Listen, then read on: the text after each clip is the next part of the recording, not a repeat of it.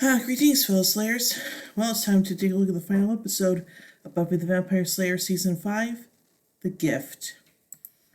A boy runs into an alley where a vampire corners him ready to attack, until Buffy arrives and the boy tells her to run and call the police. After a fight, she seeks the vampire, and the boy doesn't understand how Buffy could save him. She tells him what she does. Confused, he says, "But you're just a girl." Buffy answers, "That's what I keep saying," and returns to the magic box. In the shop, the Scoobies are going over the information they recently gained. The key is living energy that, when poured into a specific spot at a specific time, will break down the walls between dimensions. Glory intends to use Dawn's blood to open the door and return to her home, while hell will be unleashed on Earth as a result. However, if the energy is stopped, then the dimensional walls will go back up. Joss puts forward the notion that killing Dawn may be the only solution, which Buffy refuses to consider. Joss states that if Glory succeeds in her plan, every living being on Earth will be subjected to torture, agony, and death. Buffy is so unswayed, telling again that Dawn is more than just a sister, but a part of her, and she will not allow her to die no matter the cost, and tells her friends how sorry she is that she is putting her sister ahead of them. Anya tries to perk everyone up in order to get some suggestions or a battle plan together to stop Glory before the ritual. Xander suggests killing Ben as, although he's an innocent, his death will destroy Glory. However, Joss points out that it's unlikely Ben will resurface this close to the ritual. No one can work out how to kill Glory, but the Willow points out they don't need to. Glory only has one opportunity to perform the ritual. If she fails, then she won't get another chance and Dawn will be safe from her. It's simply a case of keeping her busy till the window of opportunity has passed. Anya continues to press for ideas and points out two items the Scoobies have possession of that could help. The Dragon Sphere, which is supposed to repel Glory, and off the Troll God's enchanted hammer, which Buffy can easily wield. Buffy then points out the gang still have no way to find Glory. When Teresa starts trying to leave, babbling that she has places to be. As Sarah's being drawn to where the ritual is taking place, it'll be a matter of following her when the time comes. At Glory's new lair, Ben is now willingly going on Glory's plan, and he gives Dawn some clothes that she needs to change into. He attempts to reassure her, but Dawn doesn't want to hear and screams, demanding that he change into Glory. The goddess herself appears and wants to know why Dawn chose her over Ben. Dawn tells her that, while both are monsters, at least Glory's upfront about it. Glory boasts that she could have killed Buffy at any time, but didn't because of Ben's residual humanity. Dawn suggests that maybe Glory knew she couldn't take the Slayer. Glory doesn't take kindly to this and tells Dawn that her big sister won't be turning up, and, even if she does, she might not be there to save her, but to kill her. At the magic box, Buffy's trading with the punch bag as everyone else works on ideas. Knowing they can't set off for Glory's location too soon, it's just a case of waiting for the right time. Joss apologizes to Buffy for suggesting that Dawn be killed, but explains that he promised to protect the world, and sometimes has to say or do what others feel they can't. Buffy understands, but warns him she'll stop him if he tries to hurt Dawn. The two reflect the amount of times they've saved the world. While the apocalypse has been averted on several occasions, it feels like they've done 100 times. Buffy remembers how, despite her love for him, she sacrificed angels to save the world and, although it broke her heart, she knew it was right. Now she feels she's being asked to sacrifice too much and doesn't understand how she's meant to live in a world that demands so much from her. She then tells him how the guy told her that death is her gift, and she concludes that all a Slayer can ever be is a killer. Joss tells Buffy he thinks she's wrong about that, but she says that, regardless of what the message meant, if Dawn dies, then she's finished as the Slayer. Xander and Anya finish having sex in the magic box's basement while supposedly looking for the Dragon Sphere. They get back to work looking for it.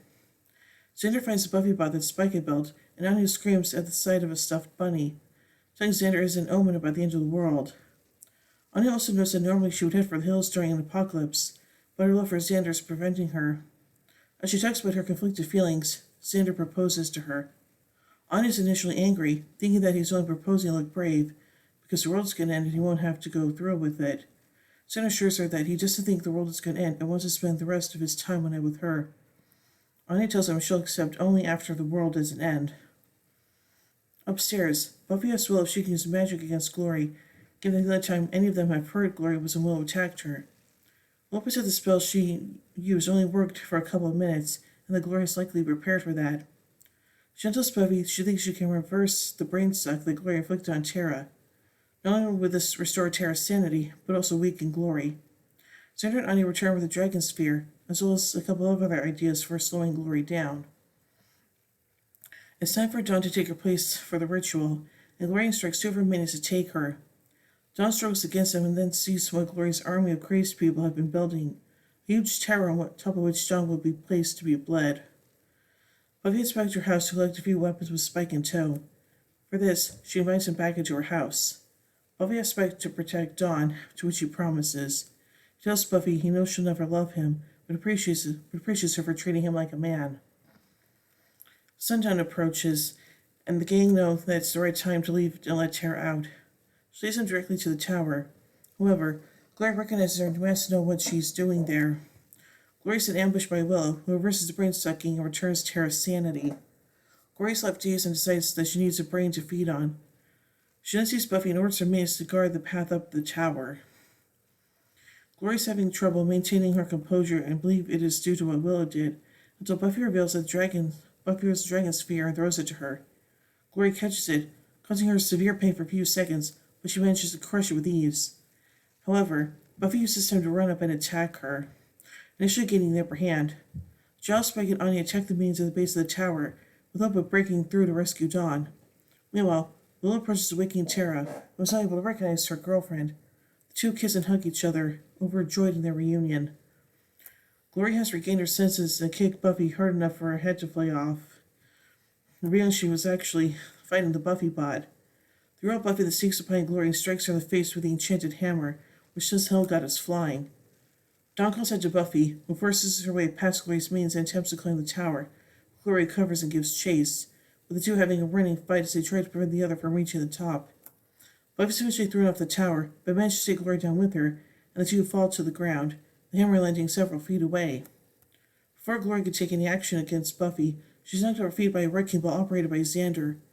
Buffy then grabs the hammer and begins to beat Glory with it. Glory reminds her she can't be killed, but Buffy is willing to settle for the pain and doesn't stop. On the top of the tower, Dawn is nervously watching the battle raging below. She surprises to see Doc at the top of the tower. Dawn, unaware that he is a worshipper of Glory, cries to him for help. He now pulls out a knife and advances on her. Just Anya and Spike are not making any progress through the minions and fall back, but believe they're winning since Glory can't get anywhere near Dawn either. Spike then notices there was someone at the top of the tower along with Dawn. Willow communicates telepathically with Spike. It's time to run to the top of the tower and rescue Dawn, with Terry then using magic to knock all the guards away to clear a path. He takes a shot and sprints to the top of the tower. When he gets there, Dawn calls to him. Doc turns around and the two begin to fight. However, Doc proves to be far stronger and faster than suspected, allowing him to get the better of Spike and plunge a knife into his back. Doc punches away Spike. A vampire without a soul is going through so much to protect a girl. Spike answers he made a promise to a lady. Intending to make Spike break it, Doc gets behind him again and locks him in hold. Spike and Dawn share a horrified look before Doc throws him from the tower and Spike smashes into the ground below. Doc then proceeds to initiate the ritual himself. Buffy continues beating Glory, but then reverts to the mortal form of Ben. Buffy gives him a message to deliver to Glory. She's missed her chance and they're to leave Sunnydale to never return, or Buffy will want both of them. As Buffy leaves to rescue Dawn, Giles approaches panting Ben, who admits that he thought Buffy was going to kill him. Giles suspects that she couldn't do that, even though she knows that one day Glory will re-emerge to make Buffy, as well as the world, suffer for her act of mercy. Giles tells him that Buffy couldn't kill him because she's a hero, not like us. Giles then puts his hand over Ben's mouth, suffocating him. Doc begins to cut Dawn, and her blood drips off her foot. As the portal opens in midair, from which all manner of demons and horrors emerge, Buffy runs to the top of the tower, and Doc looks forward to taking on the Slayer, but she can quickly push him off the top as she heads for Dawn. She unties her sister, but Dawn knows that it's already too late. Knowing the portal won't close until her blood stops flowing, Dawn plans to jump into the portal, believing that doing so would close it and save the world, even if she dies in the process. Buffy stops her, and it's a realization herself. She remembers when she told Dawn they both shared Summer's blood, an early proclamation that the monks made Dawn out of her, and when the guy told her that death was her gift. Buffy exchanges a few words exchanges a few words with the crying Dawn, assuring her and to tell the others that she'll be okay and that this is something she has to do.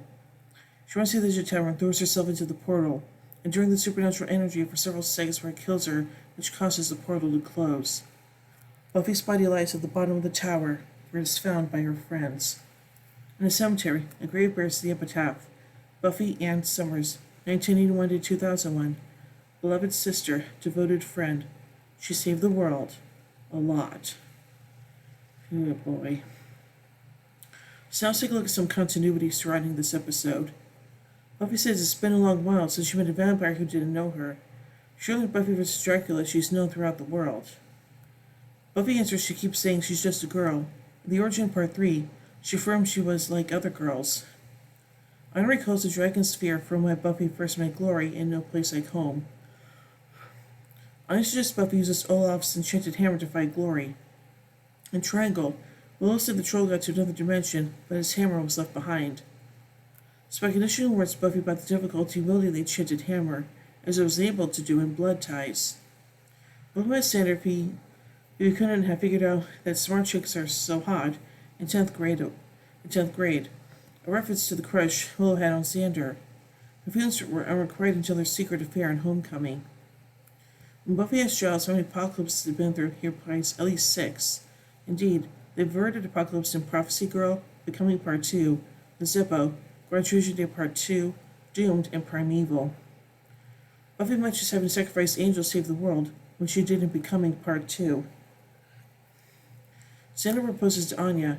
They will share the news with the Scoobies and all the way, but the wedding will be cancelled in Hell's Bells. Buffy describes Willow as the only one among the Scoobies who had demonstrated an ability to hurt Glory until this point, in reference to her attack in Tough Love. Willow invites Spike back into her home after being barred in Crush. Willow and Tara performed a spell together to move them out of the way through holding each other's hands, an action similar to their first magical encounter with each other in Hush. Willow demonstrates the ability to communicate by telepathy with Spike, which she will later use to give orders to the group while hunting vampires in Bargaining Part 1. This ability will also be utilized later as well as the episode Shadow Time. Willow's successful communication with Spike via telepathy indicates that vampires can receive projected thoughts, even though, as usual stated in earshot, their own thoughts cannot be read. After being beheaded by Glory, Buffy Bell will be repaired and used again as Buffy decoy until final deconstruction in Bargaining Part 2. The outfit that Buffy wears in the final battle is the same one that she wore in the Angel episode, I Will Always Remember You. Doc surprises Dawn by bleeding her. They met each other in Forever, and revealed he worshipped Glory and the weight of the world. Spike's inability to fulfill his promise to protect Dawn in this episode will reflect his overprotection during Buffy's absence, as he and Dawn discuss in Bargaining Part 1, his obsession in thinking the events over again, as tells Buffy in Afterlife. From here on, Dawn being the key will be mentioned in the past tense.